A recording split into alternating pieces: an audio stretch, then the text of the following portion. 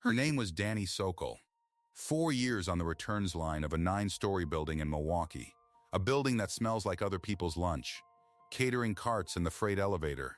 Warm bread in the air on a Tuesday. And in 4 years, that building had never once fed her.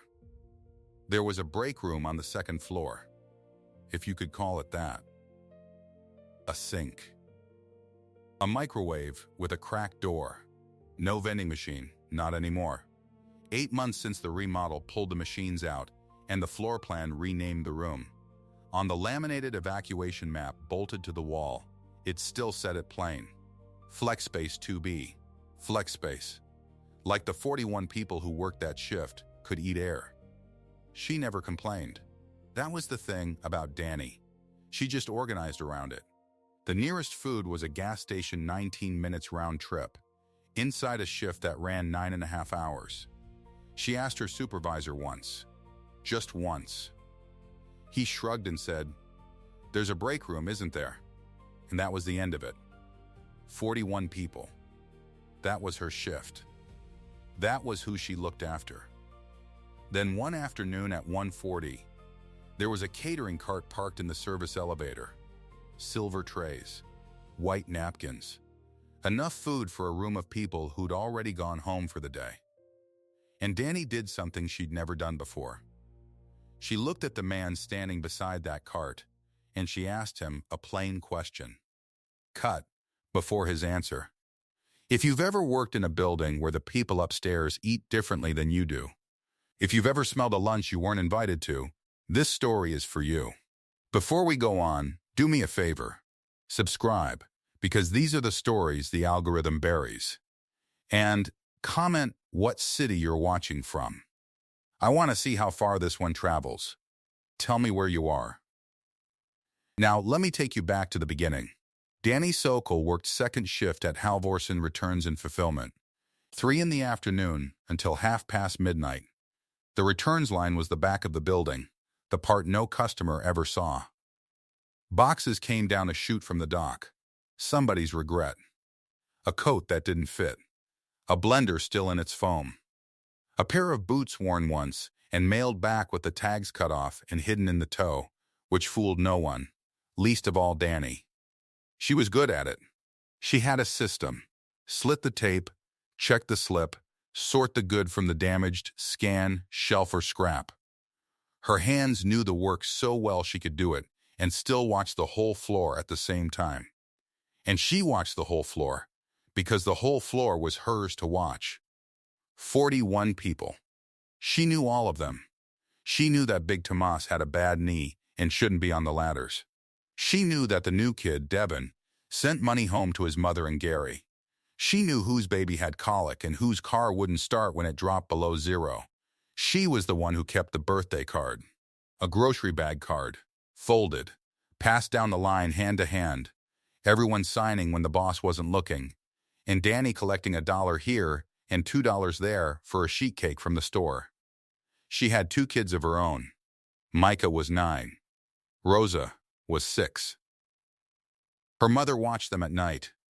Dani would come home past 1 in the morning and stand in their doorway and just look at them, breathing. Then she'd sleep 4 hours and get them to school and come back and do it again. She didn't have time to be angry about a break room. That was the truth of it. Anger was a luxury. What she had instead was a Tupperware of rice and beans she ate cold at 9 at night, standing up, because the microwave line was too long and the walk to the gas station cost her 19 minutes she didn't have. Nobody upstairs knew her name. That's not a complaint. That's just the architecture of a building like that one. 9 floors. The people on the returns line and the people who signed the checks breathed the same air and never once shared it. Now let me take you 4 floors up. Eli Brandt was the VP of Operations. 6 years in that building. Corner office on the 6th floor with a window that looked out over the river. He was 41 years old, which is a number that matters later, so hold on to it. 41. Eli was not a cruel man. I want you to understand that from the start, because it's the whole heart of this thing. He wasn't a villain. He didn't kick down. He was polite in elevators. He remembered his assistant's anniversary. He was, by every measure anyone upstairs would use, a good man. And in 6 years, he had never once set foot on the second floor. Why would he? His work lived on the sixth. His meetings, his numbers, his people. The second floor was returns. Returns was a line item. Returns was a number on a slide. He had approved budgets for that department. He had signed off on its headcount. He had never seen a single face attached to any of it. On the afternoon this story turns, Eli had just come out of a 1:20 operations meeting, and there was a tray left over. Cousin subs. Half of it untouched. That's how it went up there. They ordered for 12, 8 showed, and the rest went in the trash by 3 o'clock. Nobody thought about it. Bread was cheap. Time was expensive. You didn't hoard leftovers when you billed the hours Eli billed. He walked past that tray without seeing it. The way you walk past a thing you've walked past 1,000 times. His assistant wheeled the cart to the service elevator to send it down to the kitchen staging, or to the dumpster. It didn't matter which. And that's where the two of them met. In the one place in that building where up and down had to share a box. The freight elevator, 1:40 in the afternoon. Dani had come up to the 4th floor to pull a damaged pallet. That was all. She was heading back down with an empty hand truck when the service elevator opened, and there was the cart. Silver trays. Sandwiches nobody had touched. Turkey and provolone under plastic wrap, sweating a little in the warm air. Enough to feed a room. And there was a man standing next to it, in a good gray suit, looking at his phone. Now Dani had walked past 100 of these carts in 4 years. 100. And every single time she'd kept her eyes forward and her mouth shut, because she had her pride, and pride was the one thing that room upstairs couldn't take from her. She did not ask people for things. She was the one people asked. But she had 41 people downstairs who were about to eat cold rice standing up. And she had watched that turkey and provolone go to the dumpster one too many times. Something in her just decided. She stepped into the elevator. She looked the man dead in the eye. And she said it, plain. No pity in it. No pleas dressed up as begging. Could I take the sandwiches nobody claimed from your meeting? That was all. Could I take the sandwiches nobody claimed from your meeting? She asked it the way you'd ask a stranger for the time. Level, a worker asking a fair question about food that was headed for the trash. Eli looked up from his phone. And here's where a lesser man does the easy thing. He hands her the tray. He says, sure, take it. And he feels good for 4 seconds and forgets it by the elevator's next stop. That's the charity reflex. That's the check writing reflex. Easy, clean, forgettable. Eli didn't do that. He looked at her. Really looked, maybe for the first time in 6 years, looked at a person from downstairs. And he asked her one question back. Just one. How many people are on your shift? Dani didn't understand why he was asking, but she answered him the way she answered everything. Straight. 41. 41. Eli didn't say anything else. He didn't hand her the tray. He didn't smile.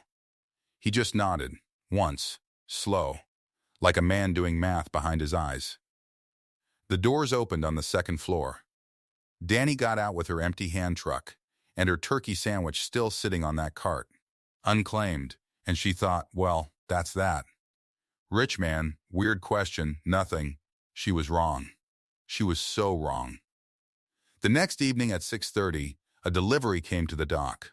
Not leftovers, not a picked-over tray. A full catering order.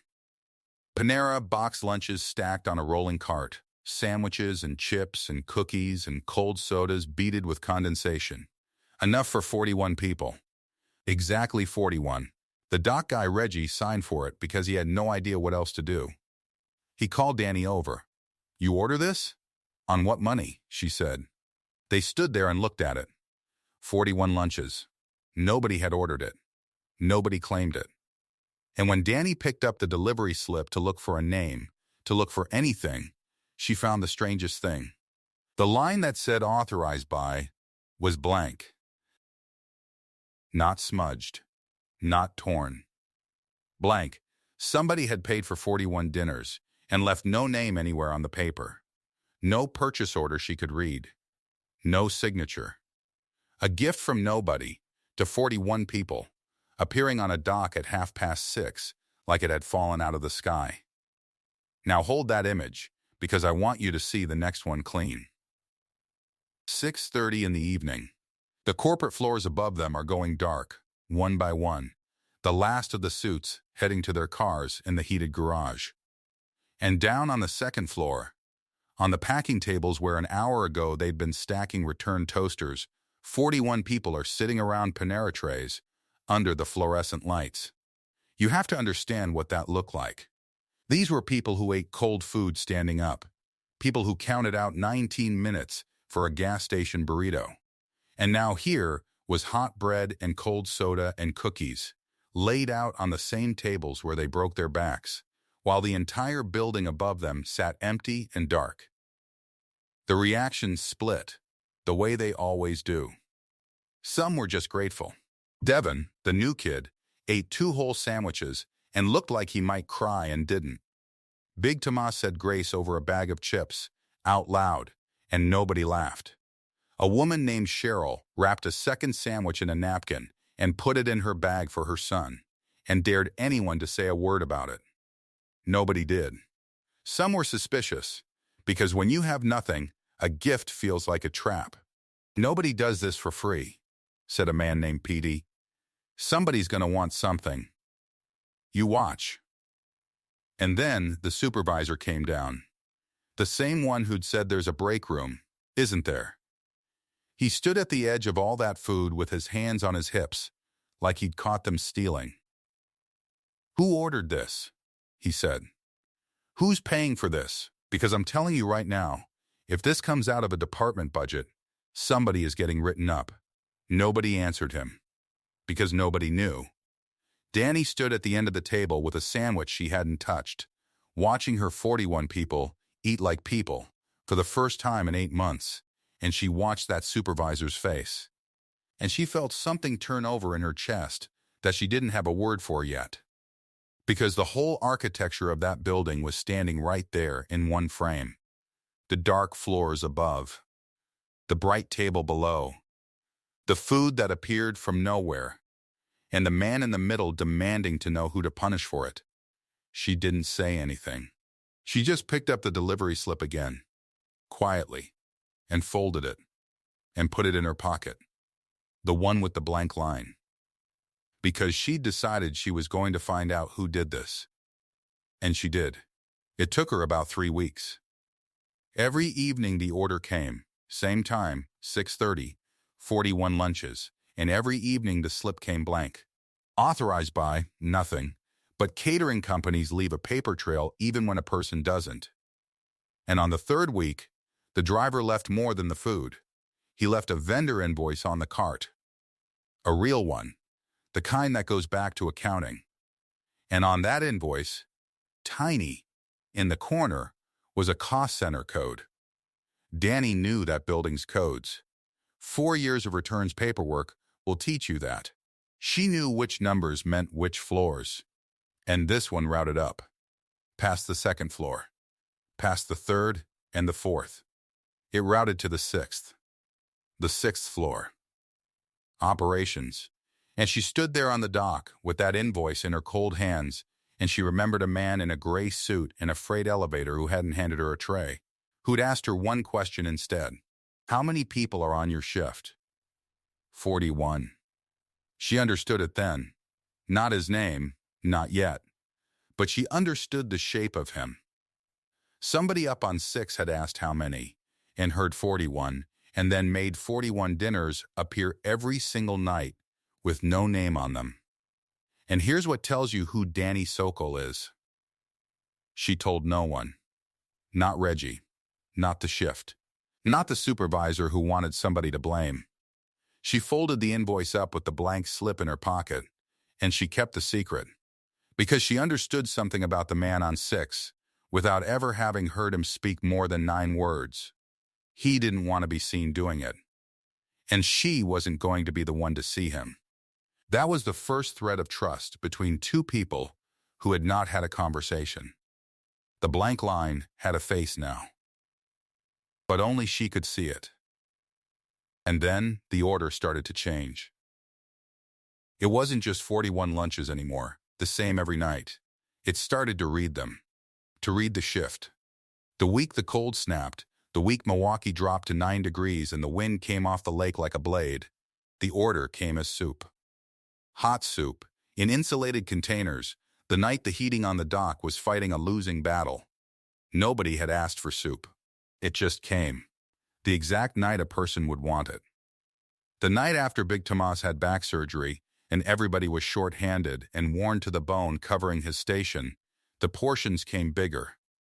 More food. Extra, like somebody knew the shift had been carrying a hole all night and was hungrier for it. And there was one night that stopped Dani cold. There was a small cake. Just a small one, plain white box. And it came on the exact date that a woman named Loretta on the line was turning 50. The date Dani would have passed the grocery bag card down the line for. The card she hadn't even started yet because it had been a brutal week. Somebody upstairs knew Loretta's birthday. Somebody upstairs was reading her shift like a book she hadn't known she was writing. He never showed his face. He never sent a note. There was never a word, not one word, on any of it. Just the food, arriving each night, quietly getting the details right. A man reading 41 people through a delivery order and letting the reading be the only thing he ever said. You have to understand what that did to a woman like Dani. She could not have accepted a gift to her face. Her pride would have slammed the door on it. If Eli Brandt had come down to that dock and said, "I'd like to feed your shift, please let me help," she would have said, "No thank you, we manage fine," and meant it, and the whole thing would have died right there. That was her blind spot and her armor both. She couldn't say thank you. She couldn't take charity. But this wasn't charity you could refuse, because there was no one to refuse. This was just food that showed up and understood you. And the not knowing, the wordlessness of it, was the only shape of kindness that could have gotten past her pride. That's the cruel, beautiful mechanics of it.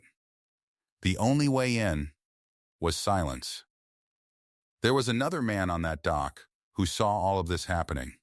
Reggie Duchamp, the second shift lead hand, and Reggie was in love with Dani, had been for a while, in the quiet, steady way of a good man who doesn't push. Reggie brought her coffee the way she liked it.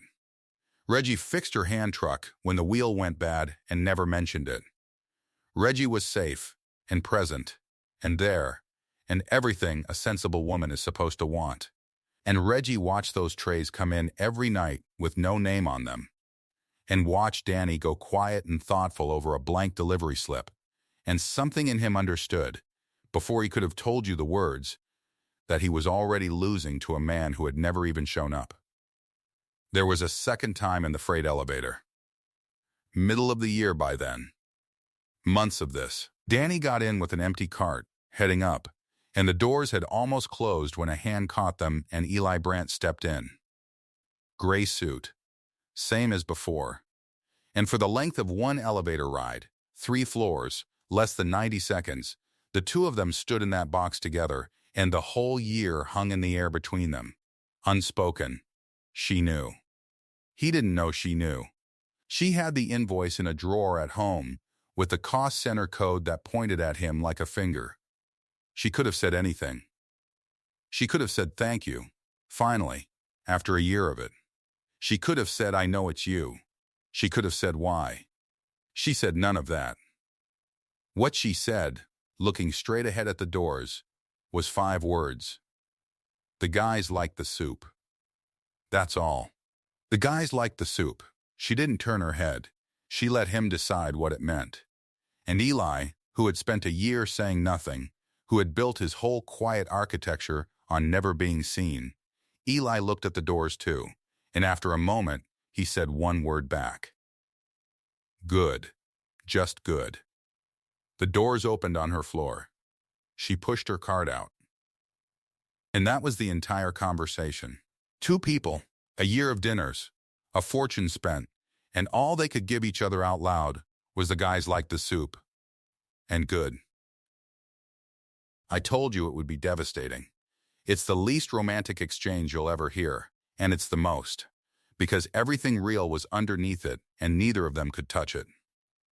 Now here is where Dani Sokol becomes the center of this story instead of the object of it. Because she'd been watching him, the same way he'd been watching her shift. And she'd noticed the thing that nobody notices. Eli Brandt never ate. She'd started paying attention on the days she was up on the higher floors. The man skipped lunch. Every day. His calendar ran meeting into meeting into meeting. And the tray in the room went to the dumpster at 3. And Eli went from one to the next on coffee, and nothing. He fed 41 people a hot dinner every single night, and he himself ran on empty. The man who made sure her shift ate had nobody making sure he did. And that broke something open in her. Because she couldn't say thank you. Her pride still wouldn't let the word out of her mouth. But she could do what he did. She could speak the only language the two of them had. The language of food that shows up with no words attached. So one evening, before the cart went back up, Dani made a sandwich. Just a plain one. Turkey and provolone. The same kind that had started the whole thing a year ago in that elevator. She wrapped it careful. And on the delivery slip that always came back blank, that authorized by line that had been empty for a year, she wrote 2 words in her own hand. Claimed E, claimed -E, and she set it on the service cart where he'd find it, the man from upstairs who never ate on floor 2. And she sent it up. She didn't know his name was Eli. She'd never once heard it spoken. She wrote E because the invoice, the cost center, everything pointed at one office on 6, and she'd decided the man in the gray suit and that office were the same person. And that person got a single letter. E, for the stranger who fed her 41 and forgot to feed himself. The person from upstairs who never ate on 2 was about to get fed by 2. And the moment that sandwich went up in the elevator with her handwriting on the blank line, everything changed. Even though not one word had been spoken. Because for a whole year, it had gone one way. Down him to them. Now, it went both ways. Now, it was mutual. Now 2 people who had never had a real conversation were feeding each other in silence, and there was no undoing that. You can refuse a gift. You cannot ungive one back. That was the point of no return. And neither of them had said a single true thing out loud. What Dani didn't know, what she couldn't have known, standing on that dock feeling brave and terrified in equal measure, was that 6 floors up, a man named Grant Pelham was sitting at a desk with a spreadsheet open, and his pen had stopped moving over a single line. Line 6100. A recurring charge. Every evening, same amount, roughly $451 a night. Running back a full year, adding up to something north of $117,000. Unallocated, no department. No approval on file, no name. Grant Pelham was the controller. Grant Pelham liked clean books the way some men like a made bed, and he had just found 41 dinners a night hiding in his ledger with nobody's signature on them. He circled the number in red. He wrote 3 words in the margin. What is this? And down on the dock, in the warm smell of Panera and cardboard, Dani Sokol watched the elevator doors close on a wrapped sandwich with her handwriting on it and let herself smile for the first time in a year, not knowing that upstairs, the blank line she'd finally written a name on was about to become the most dangerous number in the building. Grant Pelham did not send an email that night. That was how you knew something had his full attention, when he went quiet instead of loud. He closed the spreadsheet at 6:47 p.m. and opened it again at 6:52. He ran the vendor number. Halvorsen accounts showed the charge routing through an internal cost center, 6 digits, ending in 14. He cross-referenced the cost center directory against the building's floor map. Floor 6. Operations, he ran the authorization chain. Nobody had signed off on a recurring order this size. No PO. No capital expenditure form. No VP signature on file in the procurement system. He had the vendor number, the cost center, and $117,000 of someone's money. What he did not have was a name. He printed the line item out, set it in the upper right corner of his desk, where the things he had not yet solved lived, upright in a small wooden stand so they stayed where he could see them. He had a particular dislike for paper that lay flat. Flat paper looked resolved. This was not resolved. Downstairs, Dani got home at 11:15. Micah was already in bed. Rosa had fallen asleep on the couch with the television running, one arm over the edge, her hand almost touching the carpet. Dani turned the television off and carried her to bed, 62 pounds of dead weight, the way a sleeping 6-year-old becomes somehow denser than physics should allow, and stood in the doorway of the kids' room for a moment listening to them both breathe, which was something she did every night without naming it as a habit or a ritual or a thing she needed. She just stood there. She always had. She sat on the edge of her own bed still in her work clothes and thought about a man who had never once been to the second floor in 6 years. She thought about the soup the week the cold snapped. She thought about the extra portions the night after Terrence threw his back out on the packing line. She thought about a birthday cake arriving on a date she would have bought the card for, arriving from someone who should not have known the date. And then she thought about the sandwich going up in that elevator and felt the same thing you feel watching a letter drop into a mailbox.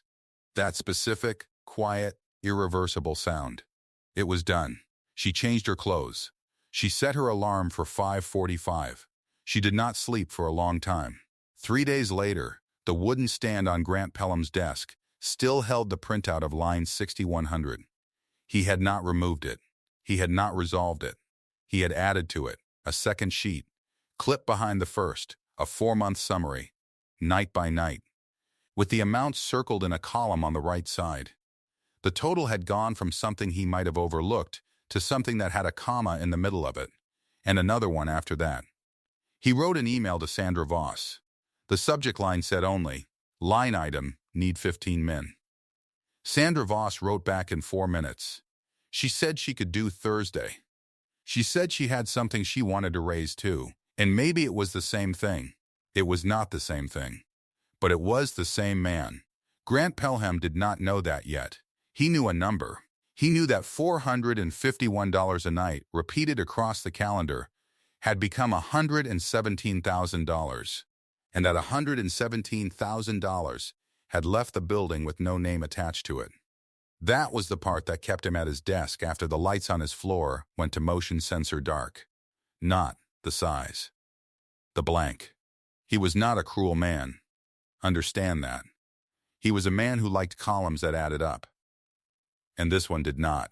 Somebody was spending real money on food every night and hiding it inside a cost center that routed to the 6th floor. To grant that was not generosity. It was a hole in the wall of the thing he was paid to keep whole. So he did what a controller does. He built a record. He printed the nights. He circled the amounts. He clipped a summary behind the first sheet. And he asked for 15 minutes. 4 floors down, none of this had a sound yet. Down on 2, the trays kept coming. 6:30, on the packing tables, like weather.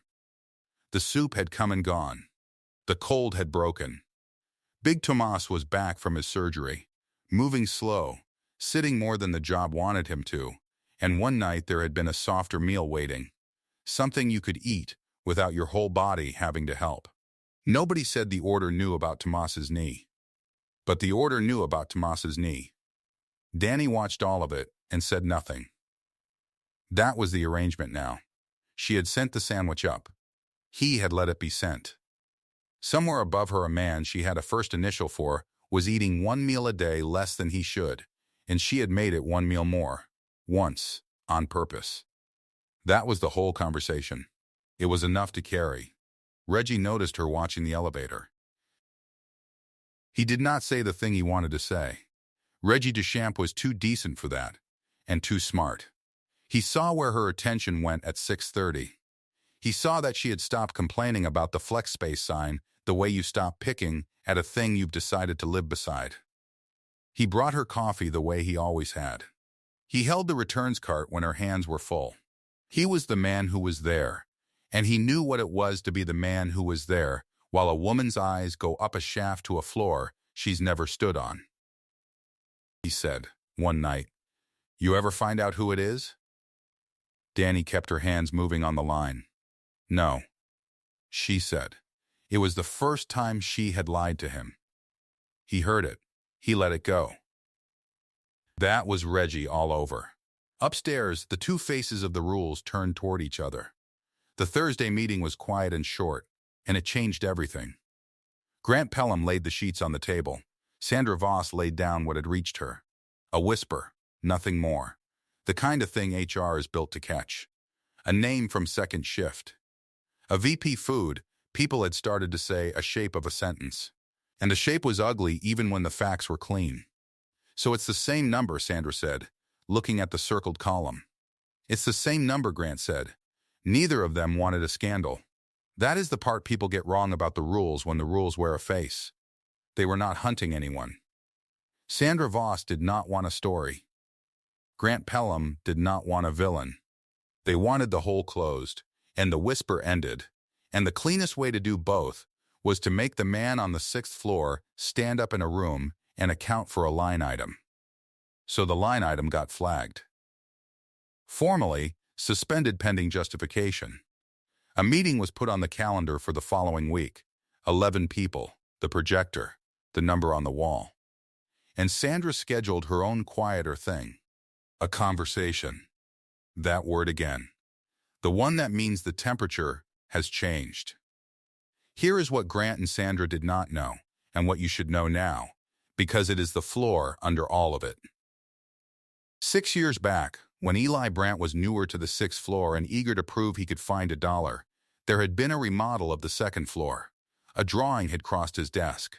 On that drawing, the break room shrank to a sink and a microwave. The vending machines came out, and the leftover square footage got a new name in small capital letters. Flex Space 2B. He had signed it. He had not thought about it for 1 second longer than it took to sign. It was a good number. It saved a lease on the machines and a service contract, and a little floor. He signed it, and it went away. The laminated map on the 2nd floor wall still carried that name. The people who ate their microwave food standing up beside a sink lived under a word Eli Brandt had written without looking. That was the vault. That was the whole engine of the anonymity. He could not put his name on the food. Because putting his name on the food meant admitting his name was already on the thing that took the food away. The check was not humility. It never had been. It was a man trying to fix a wound with his wallet so he would not have to look at his own signature on the knife. Dani did not know the drawing existed. She knew a man skipped lunch to feed her shift and hid behind a blank line. She did not know the blank line was blank because a signature 4 years old made him ashamed. And then, for the first time in a year, the trays did not come. It was a Tuesday. 6:30 passed. The packing table stayed bare. 41 people looked at the doors and then looked at Dani. Because when a thing that has always happened stops happening, people look at the person who organizes the birthday card. Cheryl asked if she should call somebody. Devin, who sent his money home to Gary and counted on the dinner more than he would admit, went quiet in the way of a man doing arithmetic. Petey, who had never trusted it, said, "Told you. Nothing's free." And there was no pleasure in his voice at being right. Dani understood. She understood before anyone told her a word. She understood the way you understand a change in a person you love before they say it. The line had been found. The number had a name coming for it. And the man upstairs was standing in the path of something because of a sandwich she had sent up an elevator to make him feel seen. She stood there in the cold light of the returns floor and did the thing her pride had built her whole life to do. She decided to carry it herself. She got Reggie after the shift. In the lot, by his truck 9 degrees, her breath white. "I'm going to handle the food," she said. For the shift. I'll figure it out. Little at a time. I've done more with less. Reggie looked at her a long moment. And him? She did not pretend she didn't know who he meant. It's costing him something. It's going to cost him more. I'm not going to be the reason a man loses his. She stopped. I'm putting in for a transfer. First shift, if it opens. Get out of the way of it. That was the pride again. You have to understand, her pride is not vanity. It is the thing that will not let another person be hurt on her account. She could not say thank you, and she could not stand to watch someone bleed for her, and both of those come from the same root. She would rather leave than be a debt on somebody's books. Reggie, God love him, did not take the opening. A lesser man would have. She had just said she'd get out of the way of the 6th floor. She had just handed him the door. He looked at it and he did not walk through it. Don't put in for the transfer yet, he said. Give it a week. Why? Because you don't know what he's going to do, Reggie said. And neither does he, probably. Give it a week. She gave it a week. Barely the finance meeting was on the following Wednesday in a 6th floor conference room she would never see. And the whole of it came back down to her later in pieces. The way big things always reach the 2nd floor. Late, second-hand, and true anyway. 11 people at a long table. The projector throwing line 6100 onto the wall, big enough to read from the back. Grant Pelham at the near end with his sheet squared in front of him. Sandra Voss beside him with a closed folder. The CEO at the head, a man who ran a 9-story building and had opinions about margins. And Eli Brandt, 3 chairs down, in a good suit, with a laptop closed in front of him.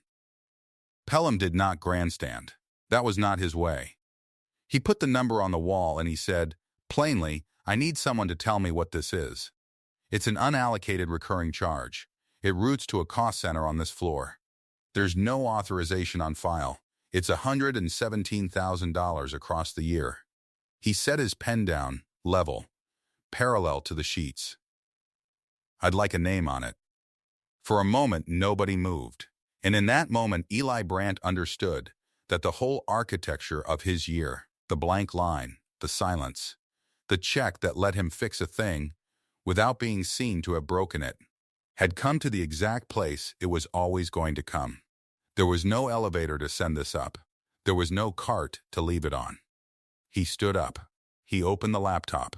He turned it a little so the people near him could see the screen, and on the screen was the vendor portal, the same one that spat out the slip with the blank line every single night.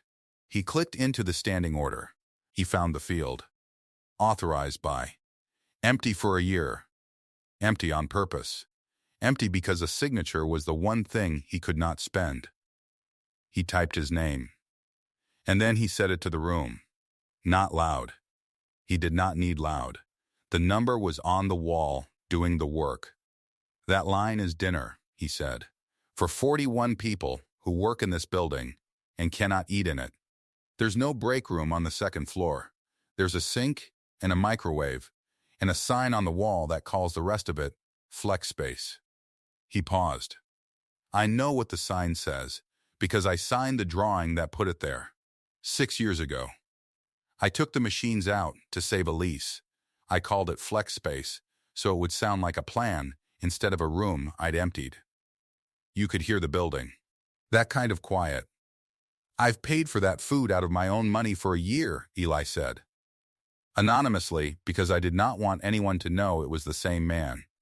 The one who took the room away, and the one who was trying to put a meal back. Those are the same man. I've been hoping they wouldn't have to be, and they are. He looked at Pelham. He looked at the pen lying parallel to the sheets. Take it out of my salary, he said. Every dollar of it, going forward, if the policy needs a clean way to carry it. But it does not stop. That's not a request I'm putting to the room. That's the one thing on this that isn't up for a vote. Grant Pelham looked at the number on the wall for a long moment. Then he picked his pen back up, and instead of writing anything, he set it down again, closed, capped.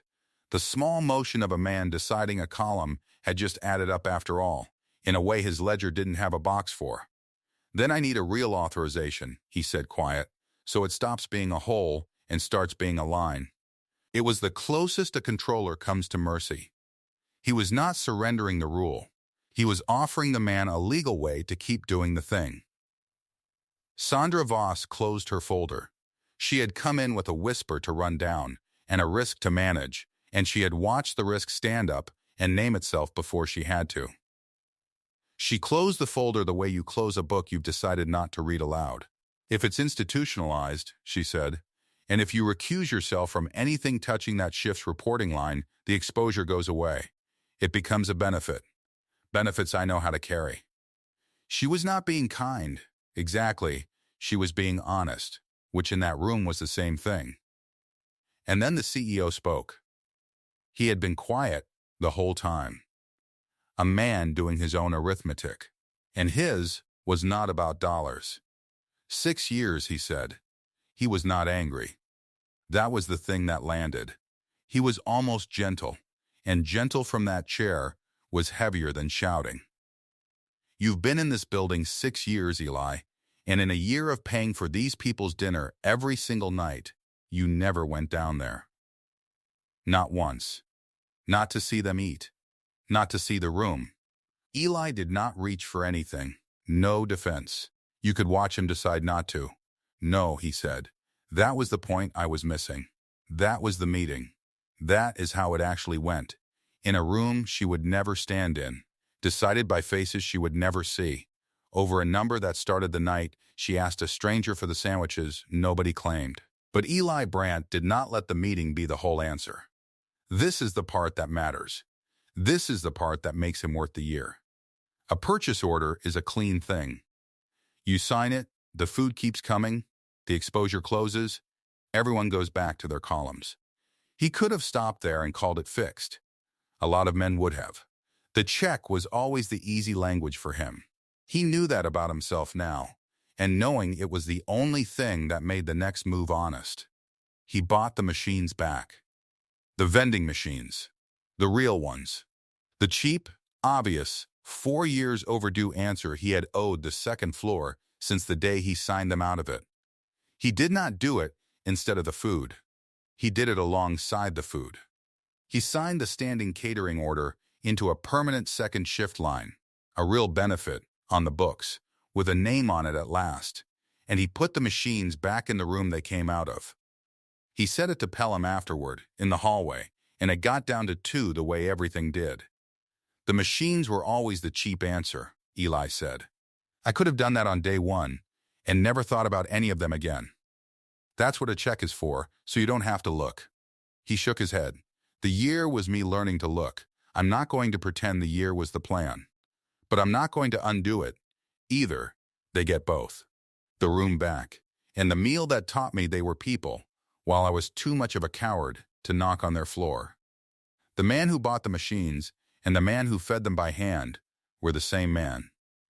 For the first time, he was willing to be both out loud. It reached the second floor the way big things reach the second floor. In pieces. Cheryl heard something from a friend in payroll. Devin heard the number and didn't believe it, and then believed it. Petey heard that a VP had stood up in a room and put his own name on the food and said, "Take it out of my salary."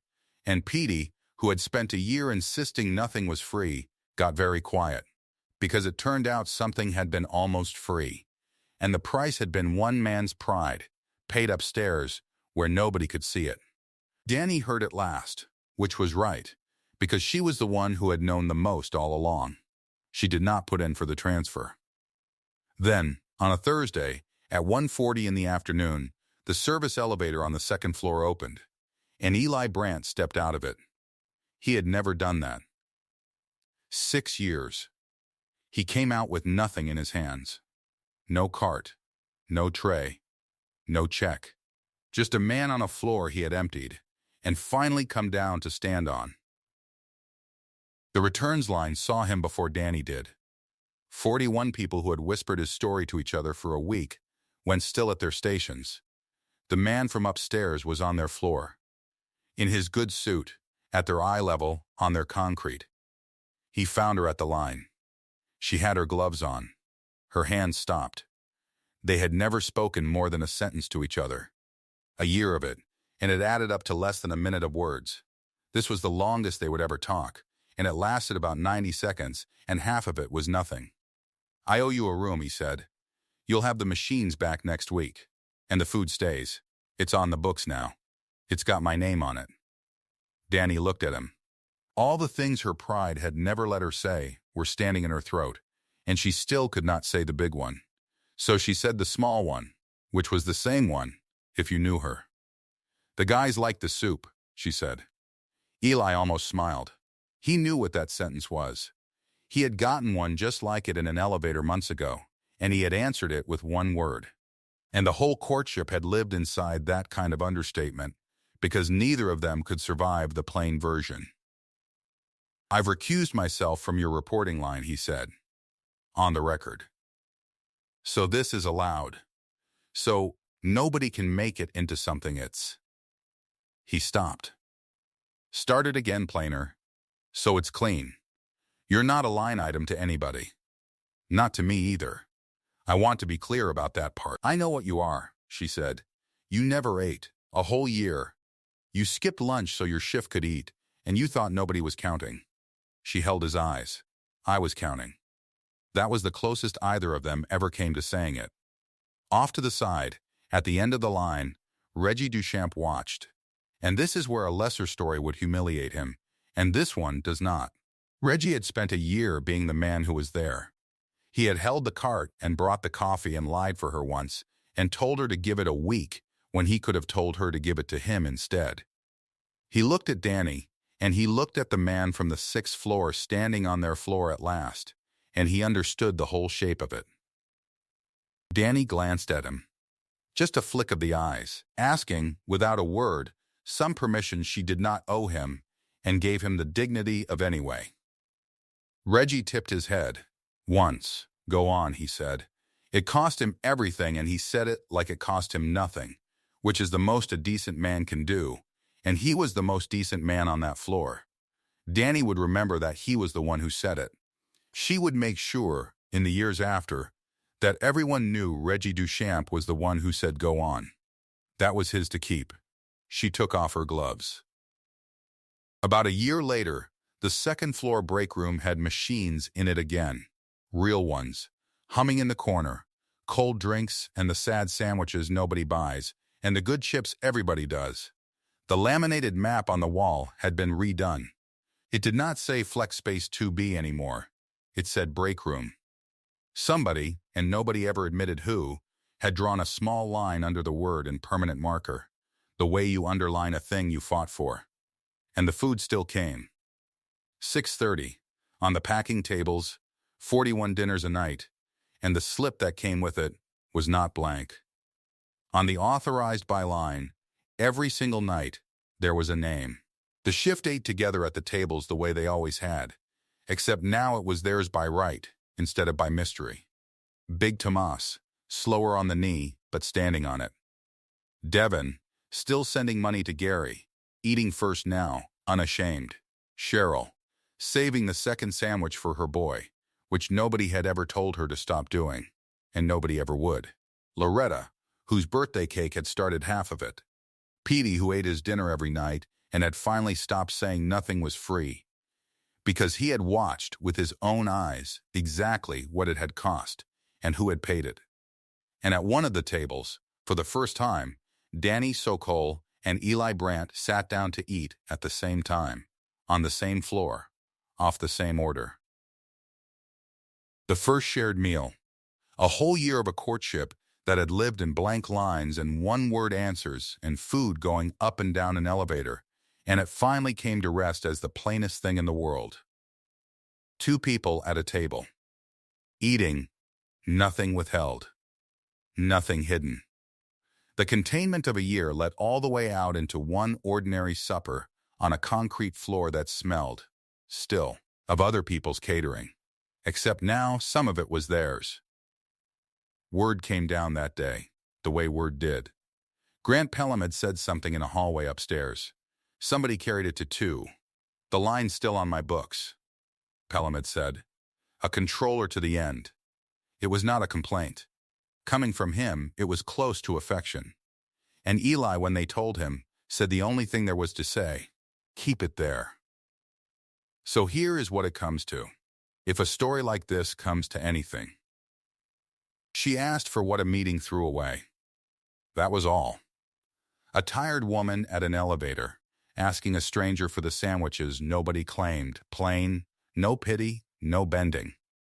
And a man priced her whole shift at 40. 1 lunches a night. Every night. For a year. Because he could not find a way to say sorry that didn't cost him his hiding place.